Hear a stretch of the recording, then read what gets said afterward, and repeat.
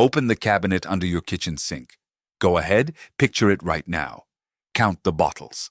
There's probably a spray for the countertops, a different spray for the glass, something blue for the bathroom, something green for the floor, a foam for the oven, a gel for the toilet, a polish for the stainless steel. And at least 2 or 3 more you bought once, used twice, and shoved to the back where they've been quietly leaking onto the shelf liner for the last year and a half. Add it up, and you're looking at $40, maybe $50 worth of plastic and chemicals sitting under there. Most of it does the same thing. Now picture a different kitchen. Plain wood cabinets, no labels, no branding. Under the sink, there's a gallon jug of white vinegar, a box of baking soda, and a bottle of liquid soap. That's it. The house is clean. The surfaces shine. The woman who lives there spent about $3, and those $3 will last her months. She is not performing minimalism. She is not making a statement. She just never stopped doing what your grandmother did before the cleaning aisle told her she needed to stop. By the time we're done here, you'll know exactly what those 3 ingredients do, exactly how to use them, the 2 surfaces you must never let vinegar touch, and why the fact that you own 12 bottles instead of 3 is not an accident. It was engineered, and you'll know how to undo it this weekend for the cost of a cup of coffee. Let's start with the part almost everybody gets wrong. If you have ever poured vinegar onto a pile of baking soda and watched it fizz and thought, that fizz is cleaning, you are not alone. Every other recipe on the internet shows that combination. The foam looks powerful. It looks like science happening. And what's actually happening is the opposite. Vinegar is an acid. Baking soda is a base. When you pour one onto the other, they react. The fizz is carbon dioxide gas escaping. What's left behind is mostly water and sodium acetate, which is a very weak salt with almost no cleaning power at all. You have just watched your 2 best ingredients cancel each other out. The bubbling isn't scrubbing, it's surrender. This isn't opinion. This is acid-base chemistry, so basic they teach it in 9th grade classrooms. The American Chemical Society will tell you the same thing. Every satisfying fizz video you've ever watched was showing you 2 good cleaners being destroyed in real time. So what do you do instead? You use them separately. And that changes everything. White distilled vinegar, the kind that costs about $3 a gallon at any grocery store, is a 5% acetic acid solution. That acid does specific, useful work. It dissolves mineral deposits, the hard water scale on your faucets, the cloudy film on your shower glass, the white crust inside your coffee maker. It cuts grease by breaking down the chemical bonds in fats, and it creates a surface environment that most common bacteria don't thrive in. Researchers at the University of North Carolina, Rutala and Weber, published in the Journal of Environmental Health in 2000, found that standard grocery store vinegar reduced salmonella on surfaces. It is a legitimate, effective cleaner for everyday household work. Baking soda, sodium bicarbonate, is a mild abrasive. Its hardness sits at about 2.5 on the Mohs scale, which means it's softer than glass, softer than ceramic, softer than stainless steel, softer than practically any surface you'd scrub in a kitchen or bathroom. It won't scratch, but it will scour. Mixed into a paste with a little water or a little soap, it lifts grime off stovetops, sinks, tubs, and tile through gentle mechanical action. It also neutralizes odors, genuinely, not in the way a spray fragrance masks them, but by reacting chemically with the acids and bases that produce the smell. Liquid Castile soap is the third piece. It's a true soap. Saponified vegetable oil, usually olive or coconut, not a synthetic detergent. What it does is reduce the surface tension of water, which is a technical way of saying it lets water get into grease and lift dirt away from surfaces instead of just beating up on top of them. Diluted at about a tablespoon per quart of warm water, it becomes an all-purpose spray that handles countertops, appliances, cabinets, sinks, and most hard surfaces in the house. The cost per use is pennies. 3 ingredients, 3 different jobs. Soap lifts dirt. Baking soda scrubs residue. Vinegar dissolves mineral buildup and cuts grease. Used correctly, separately, not together, they cover about 90% of the cleaning work in a normal household. And that raises a question worth sitting with for a minute. If 3 cheap ingredients do 90% of the job, why do you own 12 bottles? You own 12 bottles because sometime around 1950, the American cleaning products industry figured out that selling you one product was leaving money on the table. Before the Second World War, American households cleaned with what was in the kitchen: vinegar, baking soda, washing soda, a bar of homemade soap, maybe borax, maybe ammonia. Susan Strasser's Waste and Want, published by Harvard University Press in 1999, documents this in detail. The surfaces in American homes hadn't changed. The floors were the same floors. The countertops were the same countertops. The grease was the same grease. What changed was the marketing. One of the largest consumer goods companies in the world started with general purpose soap in 1879.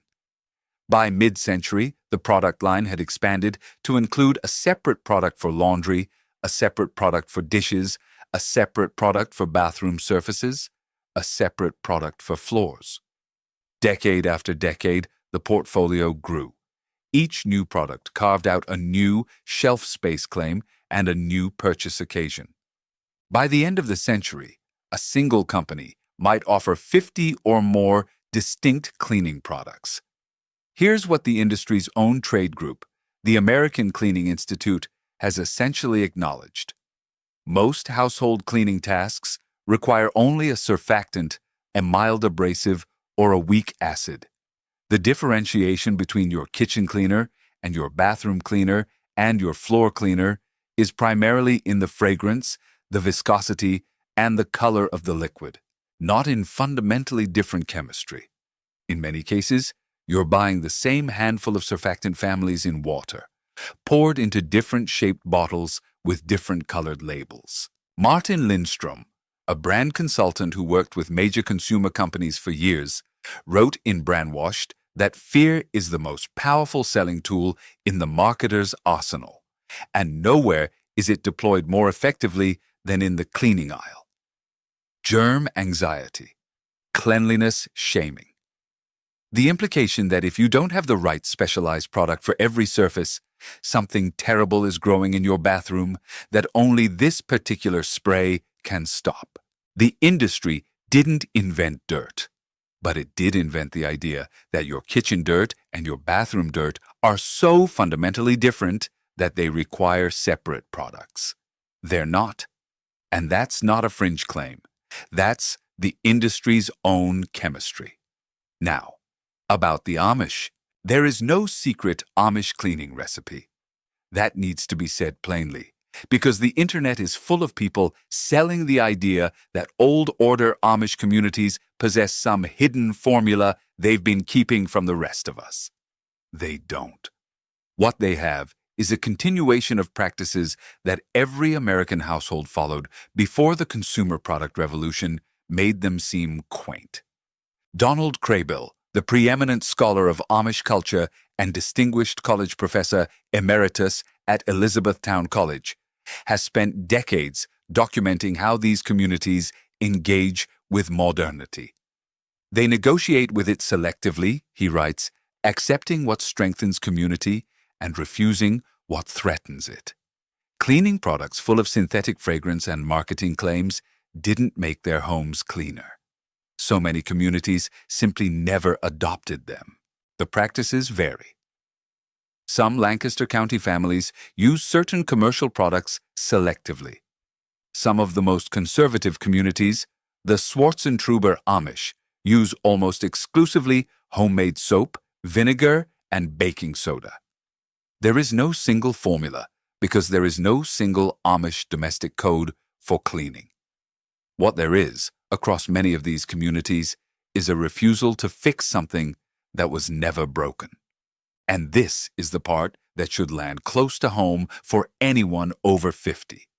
Because the Amish aren't the only ones who remember. Your grandmother did not call it a cleaning hack. She did not pin it to a board. She kept a jug of vinegar under the sink, a box of baking soda on the shelf, and a bar of soap by the basin. And she cleaned a house that you could eat off the floor of. She did this during the Depression. She did this during the war years when commercial products were rationed or unavailable. She did this through the 40s and 50s and into the 60s, until the television started telling her she needed something in a spray bottle with a name she couldn't pronounce. She didn't have a secret either. She had common sense that got marketed out of her children's hands. So what does this actually look like in practice? Here are the 3 formulations, based on guidance from Oregon State University Extension and general green chemistry principles. First, your all-purpose spray. 1 tablespoon of liquid Castile soap in 1 quart of warm water in a spray bottle. That's your countertops, your appliances, your cabinet fronts, your table, your sink surround. Spray it, wipe it, done. Second, your scrubbing paste. Baking soda moistened with a small amount of your Castile soap solution until it forms a thick paste. That's your stovetop grime, your bathtub ring, your sink stains, your tile grout. Apply it. Let it sit for a minute. Scrub with a brush or a rough cloth. Rinse. Third, your glass and mineral deposit spray. Undiluted white vinegar or vinegar mixed 1-to-1 with water in its own spray bottle. That's your windows, your mirrors, your faucet scale, your showerhead buildup, your coffee maker descale. Do not mix this with the soap. Acid breaks soap down into fatty acid residue that streaks on glass. Keep them separate. 3 bottles. You can make all 3 in 10 minutes. Total cost, roughly $5 to $7, and those supplies will last you months. But there are 2 things vinegar must never touch, and if you remember nothing else from this, remember these. First, natural stone, marble, granite, travertine, limestone. The acetic acid in vinegar reacts with calcium carbonate in natural stone and etches it. 1 spray, 1 wipe, and you have a permanent dull spot on your marble countertop that no amount of polishing will fully remove. The Natural Stone Institute has documented this clearly. If you have stone surfaces, use the Castile soap solution on those and save the vinegar for glass and metal. Second, seasoned cast iron. Vinegar strips the polymerized oil seasoning that makes cast iron non-stick. Extended contact will actually dissolve the iron itself, turning it into iron acetate. If you value your cast iron skillet, and you should, keep vinegar away from it. There is one more thing vinegar is not, and the honest version of this conversation requires saying it. Vinegar is not a disinfectant, not by EPA standards. It reduces bacterial load on surfaces, and for everyday cleaning in a healthy household, that's enough. But if someone in your home is sick with the flu, if you're dealing with a stomach virus, if there's an immunocompromised family member, you need an EPA-registered disinfectant for the specific surfaces that matter. Bathroom, kitchen prep areas, doorknobs. Vinegar won't reliably kill norovirus. It won't kill C. difficile spores. For pathogen control during actual illness, you still need the real thing. Don't let anyone tell you otherwise. The same honesty applies to a couple of other situations. Baked on carbon in an oven needs something alkaline and strong. A dedicated oven cleaner does work that baking soda paste can't match in a reasonable time. Heavy mineral deposits in a toilet bowl may need a dedicated descaler. These are the exceptions, and they're real. But they are 2 or 3 products, not 12. Now here's where this conversation turns from saving money to something more personal. In 2018, a research team led by Cecilia Sveins at the University of Bergen in Norway published the results of a 20-year study in the American Journal of Respiratory and Critical Care Medicine. They followed more than 6,000 people over 2 decades, tracking lung function.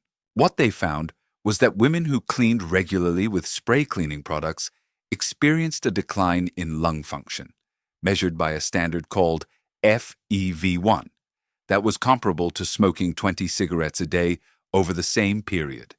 The effect was strongest for spray products, the kind that disperse fine chemical mist into the air you breathe while you're using them. That is not a fringe wellness blog. That is a top-tier, peer-reviewed medical journal. The lead author's summary was blunt. In the long run, cleaning chemicals very likely cause rather substantial damage to your lungs. This matters more as you get older. Lung function naturally declines with age, roughly 25 to 30 milliliters of capacity per year after 35, accelerating after 65. That's the baseline your body is already on. Layering chronic chemical exposure on top of that natural decline through decades of spraying products in enclosed bathrooms and kitchens without adequate ventilation is an unnecessary compounding of risk. The EPA's own guidance says it directly. Many common cleaning products contain chemicals that can cause health effects, and using simpler products or making your own from basic ingredients can reduce your exposure to indoor air pollutants. You are not being asked to believe a conspiracy. You are being asked to notice that the agency responsible for environmental safety in this country suggests you might be better off with the $3 mix than with the $40 cabinet, and that the largest long-term study on the subject says the spray bottles you've been using for decades may be doing measurable damage to the lungs you'll need for the next 30 years. This isn't medical advice. If you have respiratory concerns, talk to your doctor. But the data is there, and it's worth knowing. What I want you to notice is how all of this fits together. The chemistry says 3 ingredients do the job. The history says your grandmother already knew that. The marketing analysis says the industry built an aisle to make you forget it. And the medical research says the aisle may be costing you more than money. Tell me in the comments, what did your grandmother or mother keep under the sink? What do you remember about how she cleaned? I'd genuinely like to know, because those memories are a form of evidence too. Here is what you can do this weekend. Walk into your kitchen, pull everything out from under the sink, line it up on the counter, and look at it honestly. Read the backs of the bottles. You'll find that most of them list some variation of water, a surfactant you can't pronounce, a fragrance, a colorant, and a preservative. You'll find that the kitchen version and the bathroom version of the same brand are remarkably similar. You'll find bottles that are 3/4 empty and bottles that are 3/4 full, because you bought the replacement before you finished the original. Keep the oven cleaner if you need it. Keep a toilet bowl d'escalaire. Keep 1 EPA-registered disinfectant for illness situations.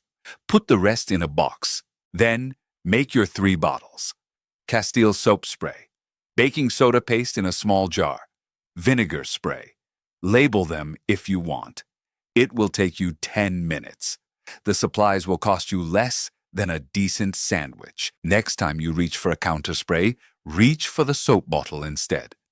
Next time you scrub a sink, use the paste. Next time you clean a mirror, use the vinegar spray. Give it 2 weeks. You will notice that your kitchen smells like a kitchen instead of like a chemical approximation of a lemon grove. You will notice that the surfaces are just as clean. You will notice that you are not coughing after you clean the bathroom with the door closed. And you will notice that what you are doing is not radical. It is not fringe. It is not a trend.